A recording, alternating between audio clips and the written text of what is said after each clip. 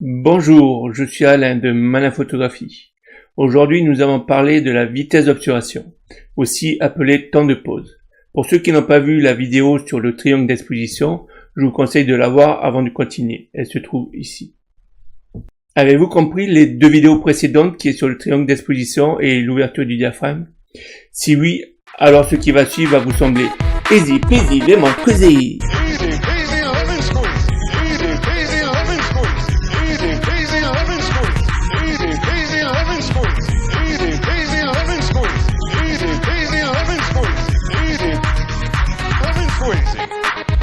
Ok, revenons plutôt à mes moutons.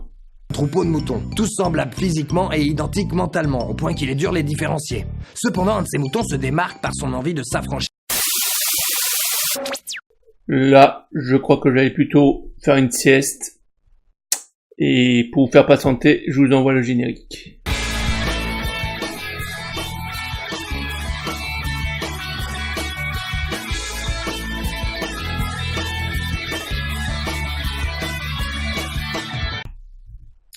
Cette fois, c'est parti. L'obturateur, si on ne l'active pas, il obstrue la lumière. Quand il est enclenché, il va laisser la lumière s'exposer sur le capteur. C'est cette exposition sur le capteur qui permet d'avoir une photo. Il est parfois comparé à un volet. Quand le volet est fermé, la lumière n'entre pas dans la maison. Si on les ouvre, la lumière entre. La vitesse d'obturation s'appelle aussi durée d'exposition ou encore temps de pose. Quand on parlera de vitesse rapide, cela signifie dans le jargon photographique temps d'exposition très faible et une vitesse lente et un temps d'exposition long. Si vous avez votre boîtier à proximité, je vous invite à le prendre. On va faire un petit cas pratique.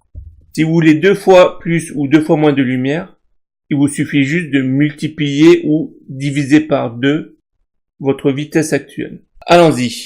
Alors, vous allez prendre votre boîtier, vous allez l'allumer et vous allez vous mettre en priorité vitesse. C'est soit le mode S, soit le mode TV. Ensuite, on va multiplier notre vitesse par 2, parce qu'on suppose par exemple qu'on veut 2 fois moins de lumière.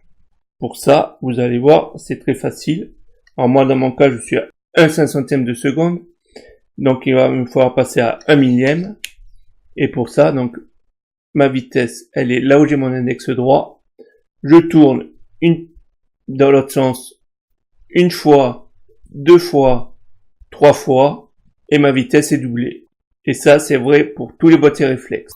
Maintenant, si je veux diminuer ma vitesse par 2, pour avoir 2 fois plus de lumière, très facile, on tourne dans l'autre sens et on recompte 3 fois. 1, 2, 3. Voilà.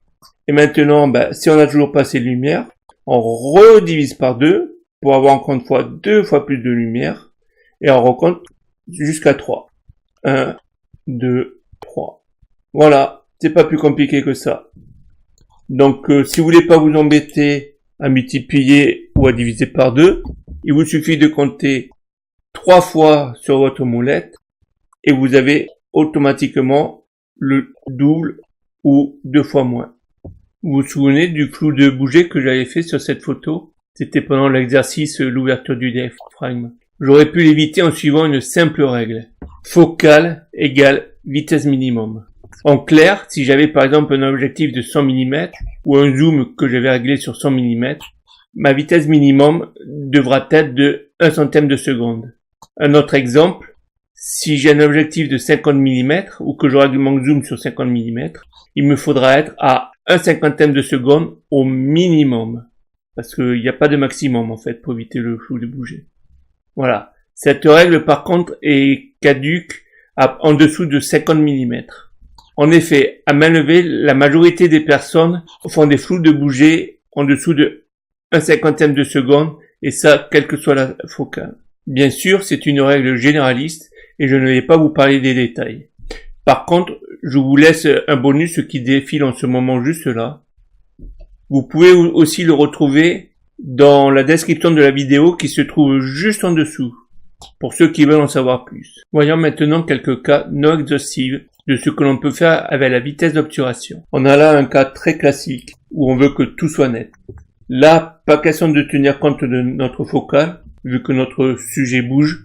Du coup, il va falloir tenir compte de ça, Et là, il m'a fallu être à 1/500 de seconde pour pouvoir l'avoir bien net. Même cas de figure. On veut que tout soit figé. Sauf que là, c'est une photo de sport. Alors là, j'étais avec un 200 mm, mais comme j'ai dû tenir compte du mouvement, je me suis mis à 1/800 de seconde pour pouvoir avoir justement que tout soit figé. Ici, on a un cas moins classique où on veut suggérer la vitesse. Pour ce faire, au lieu d'avoir un temps de pause rapide, on va avoir un temps de pause long. Ce qui induit que pour pouvoir garder le sujet net, il faut le suivre pendant toute la durée de la photo. Ici, je suis à 1/30 de seconde. Comme vous pouvez voir, j'étais bien loin des 1/800 de seconde de la photo précédente. Des fois, des fractions de seconde, c'est encore trop rapide. Exemple, sur cette photo où je suis à 20 secondes pour pouvoir effacer toute trace du mouvement de l'eau. Même chose ici. Si j'étais resté en fraction de seconde, on aurait vu les véhicules passer dans la rue qui se trouve ici.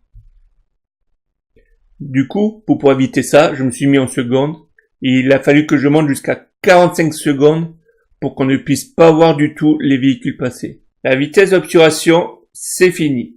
La semaine prochaine, je vous parlerai des ISO, qui sera d'ailleurs la dernière vidéo en lien avec le triangle d'exposition. J'espère que cette vidéo vous aura aidé. Je vous dis bye bye, à la semaine prochaine, même lieu, même jour, même heure. En attendant, n'hésitez pas à me laisser des commentaires ou des questions, ici ou sur les réseaux sociaux. Vous trouverez tous les liens nécessaires dans la description de la vidéo, juste en dessous.